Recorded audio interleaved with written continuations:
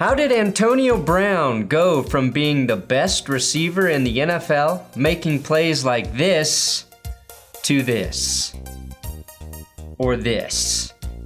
Or this? That's the question I want to answer today on That's Good Sports Balls Deep, as we wind through the Antonio Brown story from an underdog to a rabid dog. I'm Brandon Perna. We're gonna do it.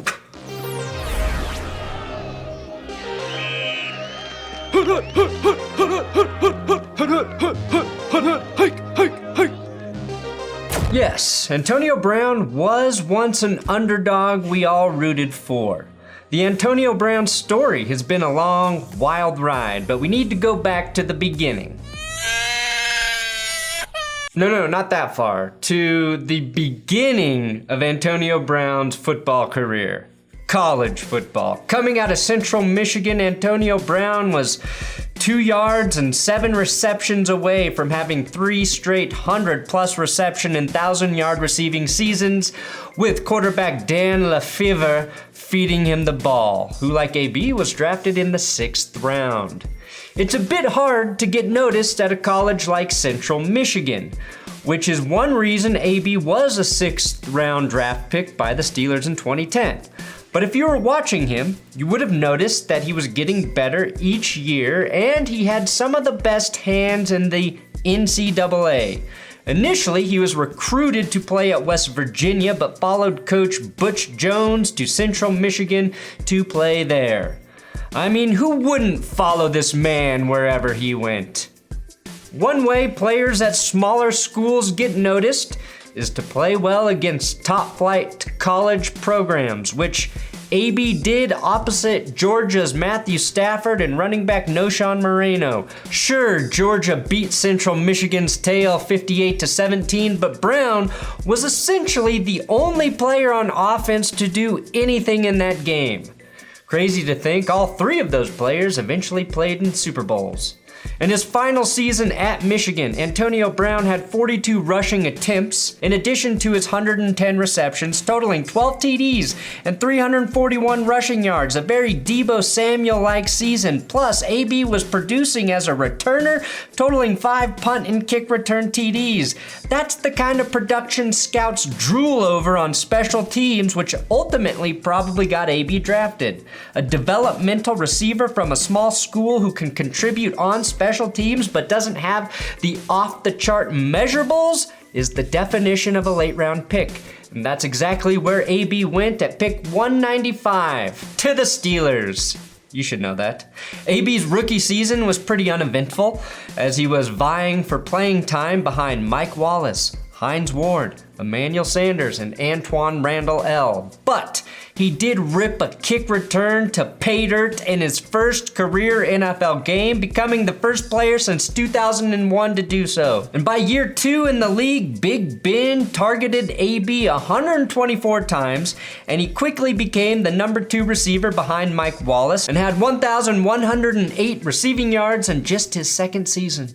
A magical season, ultimately ruined by God's magician, Tim Tebow. Got him at the 40. In addition to emerging as an immensely talented wide receiver, Antonio Brown had non-Steelers fans rooting for him because of his very real underdog story. During an interview on the Dan Le Batard show back when it was on ESPN, AB revealed that at age 16, when his mom got remarried, he was kicked out of his house. You know, just a kid who felt alone, a kid who felt abandoned. But at that point, it was time for me to become a man early, because I know if I gave up on myself, as to everyone who already gave up on me, there was no hope. But you found uncommon forgiveness, because I've read stuff about you and you're not angry at her. No, I can't be. You know, that helped me to excel as a man, and probably the reason that I'm in the position I'm in. That response is actually pretty powerful and wise. Everyone roots for a person who has the maturity to not blame others, even when they have every right to, but instead turn their tribulation into motivation. And when I say I was a legit Antonio Brown fan, this is one of the big reasons why. I think it's important to touch on that as an example of how even the most humble can change over time. Are you a humble underdog? Well, I'm super excited about my new sponsor, Underdog Fantasy. If you haven't played fantasy football with Underdog, you are missing out. I'll be posting some links on Twitter very soon so you can draft against me, and I'm going to go nuts with their Best Ball Mania 3 tournament. All summer long, you can draft fantasy teams in 12-person leagues.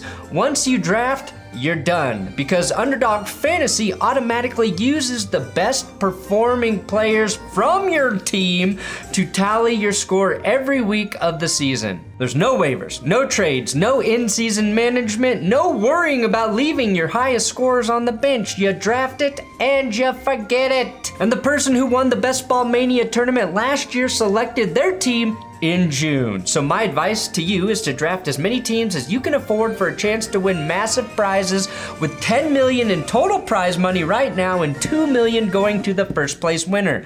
Underdog will double your first deposit up to $100 when you sign up with my code THATSGOOD. My link is in the description. Click that link or download the app and use my code THATSGOOD to enter the Best Ball Mania 3 tournament today.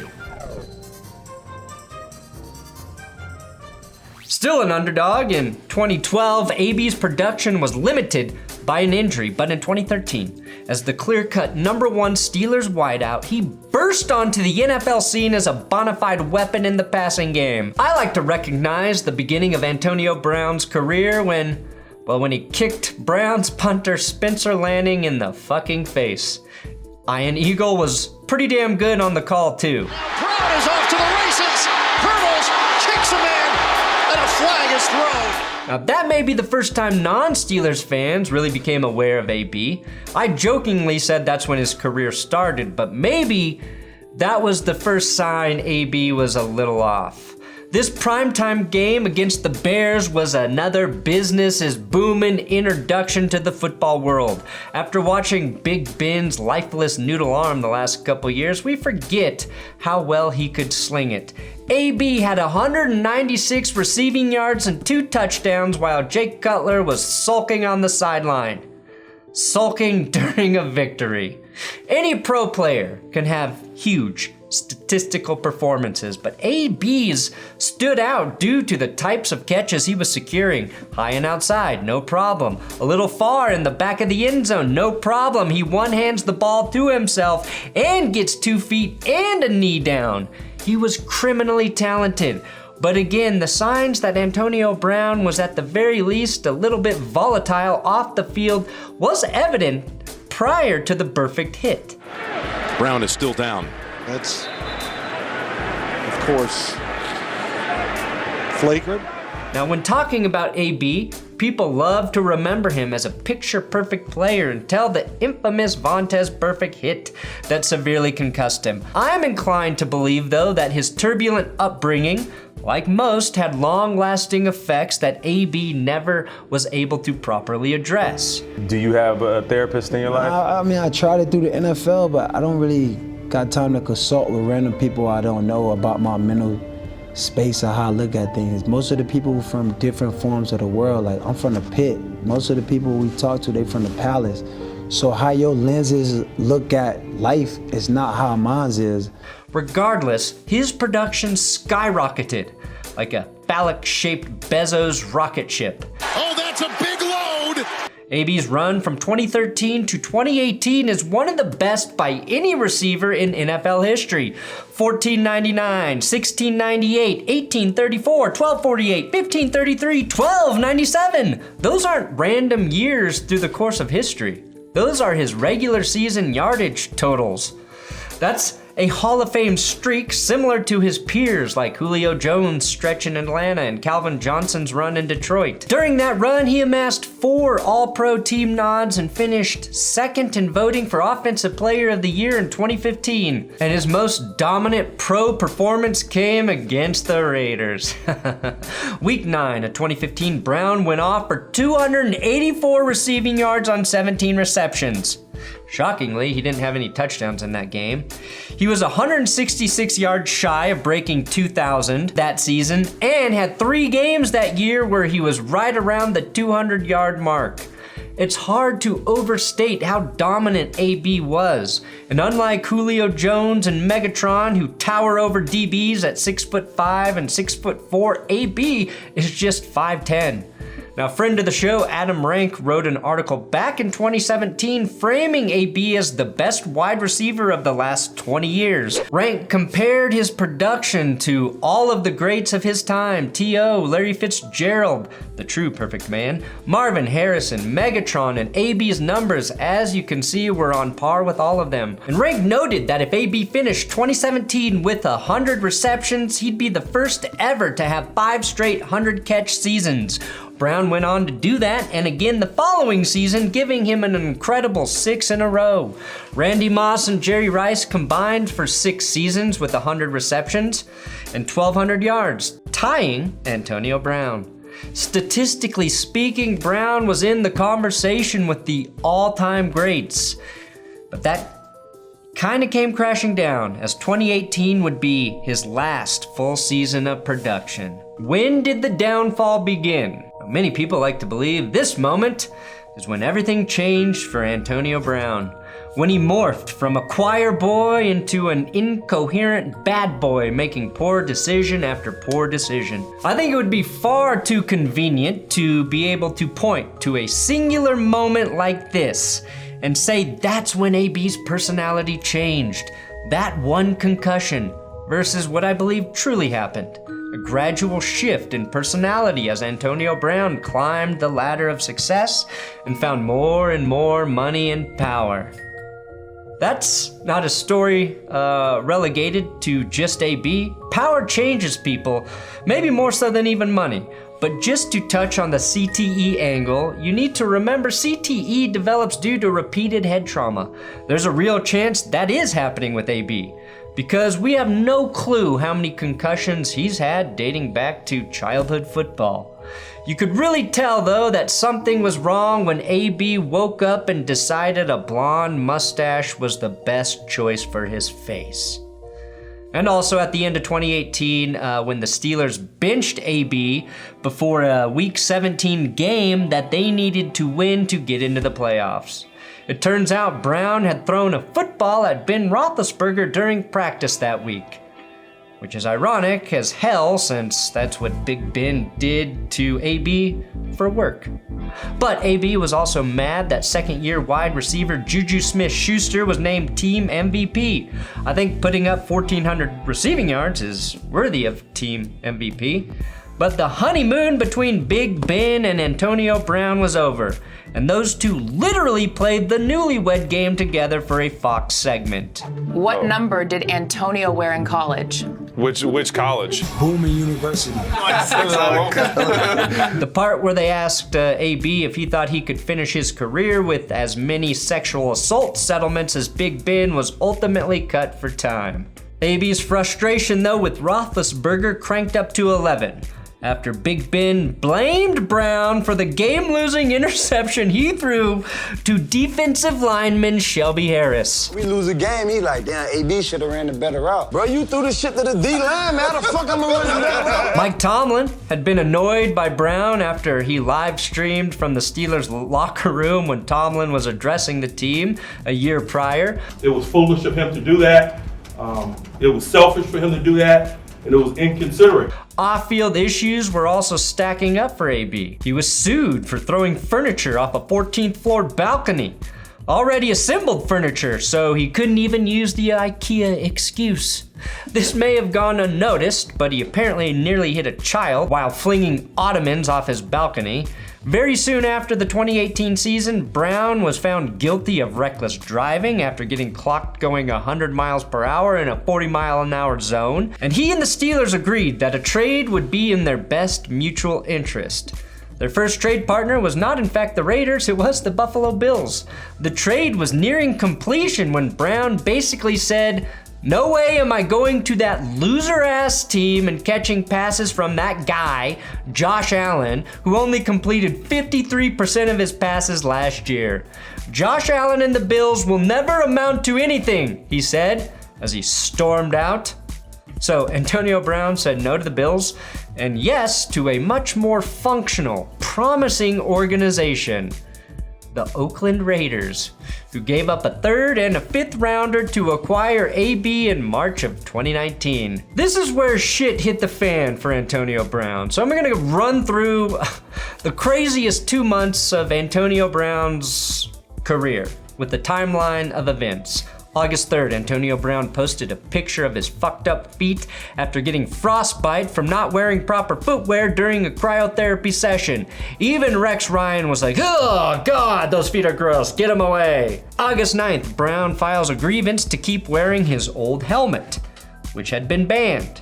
The NFL says no. AB threatens to retire and fails to practice with the Raiders. September 4th, Brown gets fined over $50,000 by the Raiders and subsequently posts the letter Mike Mayock gave him accompanying the fine on Instagram. September 6th, AB calls Mike Mayock a cracker during team practice. September 6th, AB posts a YouTube video of a recorded call with John Gruden, which may have been illegal in the state of California. September 7th, the Raiders finally cut Antonio Brown, voiding $29 million in guaranteed money. September 7th, the New England Patriots, 1 minute after the release from Oakland, sign AB to a 1-year, $9 million deal. September 10th, Antonio Brown's former trainer files a civil suit in Miami, accusing Brown of 3 separate incidents of sexual assault dating back to 2017 and 2018. September 11th, the Patriots are undeterred by these accusations. September 15th, Antonio Brown suits up and plays an actual game for the Patriots,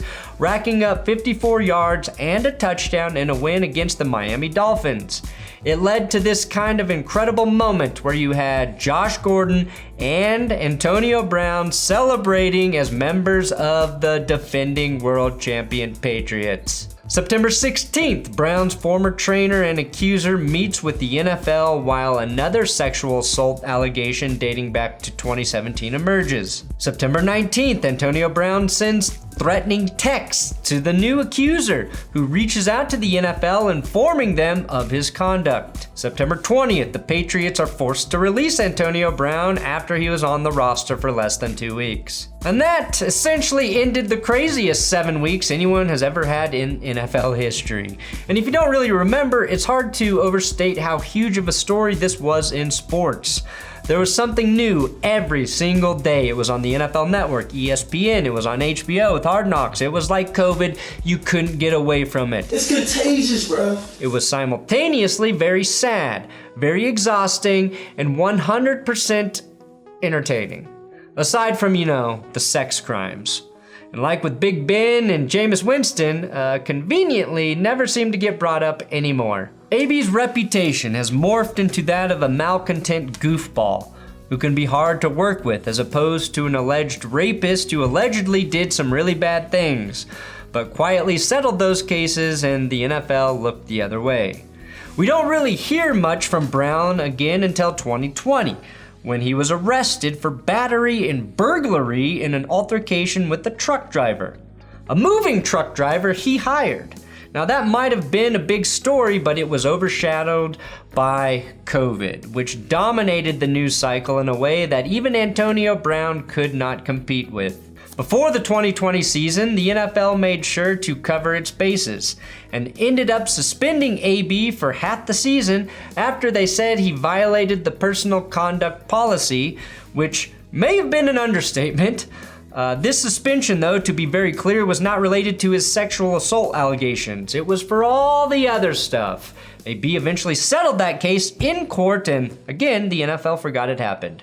So Brown is on the shelf for 8 games until, of course, look who comes calling, his old friend, the soulless Tom Brady, who's now the QB for the Tampa Bay Buccaneers. It was very apparent from the get-go that Bruce Arians and other assorted members of the Bucs leadership wanted nothing to do with AB, but they wanted everything to do with Tom Brady. And that relationship necessitated a very reluctant compromise. The Bucs signed Brown with the understanding that he gets no second chances. One slip up and he was gone, said the Bucs. To Brown's credit, or maybe to Arians and Brady's credit, there were no slip-ups in 2020. And signing AB legitimately helped them over the course of the season. In their 4-game winning streak to end the regular season, Brown caught 25 passes for 315 yards and had 4 touchdowns. In the playoffs, he added 2 more touchdowns, including a Super Bowl TD right in front of Tyrann Mathieu with 6 seconds left in the first half. So after all that, within 18 months, Brown goes from a savior to a ratings machine to a pariah to a Super Bowl champion. It just goes to show that good things happen to good people. Meanwhile, players like Jim Kelly and Junior Seau never get to hoist a Lombardi. After that Super Bowl win, AB was on course to quietly finish his career, add to his stats, and maybe with time watch everyone forget about all the bad stuff. Well, not even Tom Brady's kindness could keep AB in check, who showed Bruce Arians' one mistake rule had been expanded with that Super Bowl win, because Brown was suspended in 2021 after it was revealed he used a fake vaccination card to trick the Buccaneers and the NFL about his vax status. When he did return week 16 against Carolina, he caught 10 balls for 101 yards, and it looked like Tampa would be the favorite for another postseason Super Bowl run. That all came crashing down in inglorious fashion a week later in New York City when a frustrated Antonio Brown had one of the greatest meltdowns in NFL history, pissed that he was playing through an injury and not getting enough targets, which he alleges was promised to him by Tom Brady to hit his contract incentives. He quit. And he quit by stripping down Magic Mike style and exiting the field, doing jumping jacks along the way. It was quite possibly the most fitting way for AB to end his career. Since that moment, Antonio Brown has been on a handful of podcasts, claimed Tom Brady lied to him and that Tom and the Buccaneers forced him to play through a serious injury. He later redacted his contempt for Tom, teamed up with Kanye West, put it out there that he and Kanye wanted to purchase the Denver Broncos, and completed his second album, a true banger that got us here. Let's go, boy! Hey, hey, hey! A more than likely Hall of Fame career derailed solely because Antonio Brown self-destructed and let a lack of maturity ruin his guaranteed chances at a gold jacket. I'm not sure I can remember another player as talented as AB making as many perplexing and flat-out dumb decisions as him. I want to thank AB. And still get chance after chance to keep playing. That speaks to how good he was on the field. As it stands, Brown is 24th all-time in receiving yards behind Brandon Marshall, who like AB struggled with off-field decisions, but chose the high road with a lot of self-work. Brown is also 24th all-time in TDs, just ahead of Calvin Johnson. I don't foresee a scenario where AB returns to the field. Fly like an eagle! But if he didn't waste the last 3 years of his career, he would have eventually retired top 5 in yards, top 8, maybe top 5 in TDs, and be a surefire Hall of Fame player. He could have been the greatest 6th round draft pick of all time. Yes, even surpassing the GOAT, Terrell Davis. And that's the Antonio Brown story. Thanks for watching here on That's Good Sports. Please subscribe if you made it this far. And check out another video that's on the screen right now.